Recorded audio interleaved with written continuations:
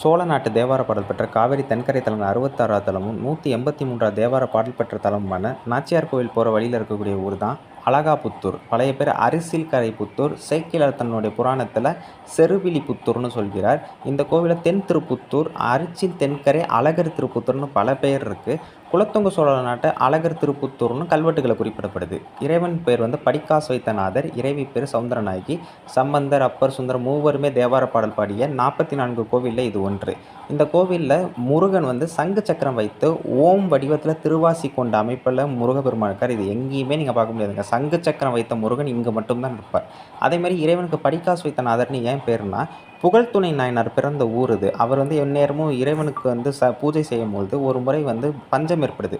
அப்போ இறைவன் ஒரு படிக்காசாக அந்த மூலவ திருமேனியில் வைத்து பஞ்சத்தை போக்கினார். அப்படிங்கிறதுனால இன்று வரை ஒரு காசை பக்தர்கள் வைத்து இன்னொரு காசை வீட்டுக்கு எடுத்துக்கொண்டு போகிற பழக்கம்